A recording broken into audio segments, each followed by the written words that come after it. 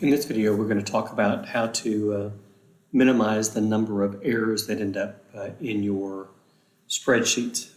Because oftentimes in spreadsheets, either you don't use them all the time after you make them, or someone else is going to use the spreadsheet. So you come up with your model, you come up with a way that you hope that they will use it, and then invariably what ends up happening is they don't use it that way.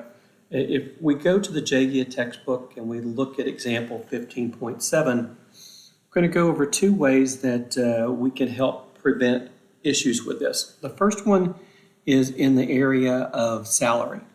That sometimes people, whenever they're putting in numbers, they put in something that doesn't make any sense, which really throws things off.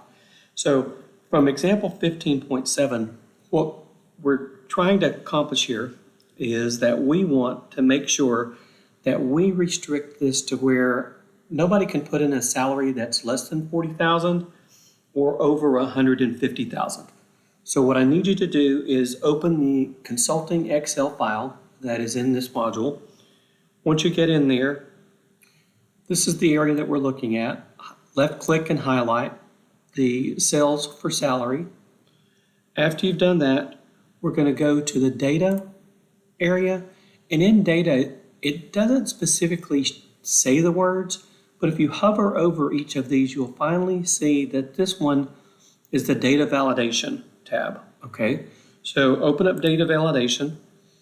Once we get in here, what we're trying to make sure we get is that the, go to settings, and in settings, we want to allow only a whole number to be put in here, okay? So we want a whole number. We want to ignore any blanks. We want it to be between 40,000 and 150,000. All right, between 140, 150. Once we've done that, we're going to go over to the error alert. And this is an error that's going to pop up for the any person that puts in the wrong information. First of all, make sure that it's clicked here that says show error alert. Choose style of stop, and then this is going to be in the title. We will list this title as and I'm seeing what the textbook says so that I don't make this wrong. Invalid salary is what the textbook tells us to put in there, and in the mirror message it says, please enter a whole number between 40,000 and 150,000. Please enter a whole number between 40,000 and 150,000. All right. Once that's in, we're going to click OK.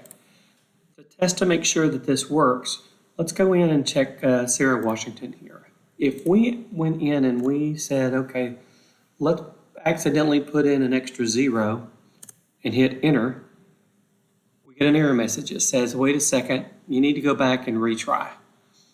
So when we go to retry, let's just take that 0 back out again. Fantastic. That's what we wanted to make sure would happen. Now this is going to restrict any salaries between 40,000 and 150,000. The next thing that oftentimes happen would be like in the area of job classification. You can mistype it, management in there, non-management. You can put something in that doesn't matter. Or you can have somebody that left it blank. Those would matter whenever we would be trying to run pivot tables. So if it's something that we really need to make sure that everyone has this stuff filled in and it's filled in correctly, we need to define in some way for people to be able to just to do one of those two things. One great way to do that is with a drop-down menu. And with the drop-down menu, in example 15.7, we're now in step D, as in Delta. We want people to come from either of these two areas, either their management or their non-management. If I highlight and right-click, I can name those things, okay? As a matter of fact, I'm going to name this according to the textbook. We're going to name this job _ classification, okay? Again, job classification refers to cells B11 and C11. I click OK.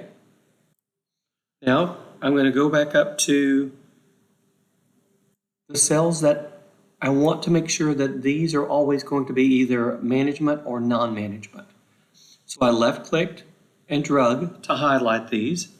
And once I've done it, I'm going to go back up to my data validation. This time in data validation, I'm going to choose from the allow, has to come from the list. Make sure that ignore blank is not checked in this case, right? Because we want this to throw an error if it's blank. And then once we've done the allow list, in the source box, we need to type in equals, and make sure you spell this exactly like you spelled it before, or else it's going to have an error, okay?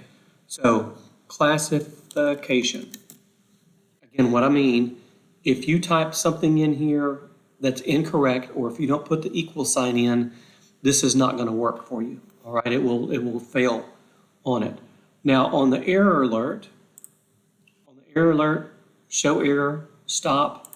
This is an invalid job classification. And the textbook tells us that what it wants us to put in is please select the job classification. Please select the job classification from the dropdown list. All right, click OK. Let's try this out. If we come in here and we put in billing, it throws an error. And whenever it gets an error, if you clicked on retry, it just sends you back through a loop. So you need to click on cancel. And you see, as a matter of fact, let's delete this completely.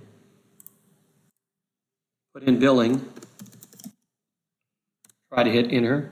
Okay, retry.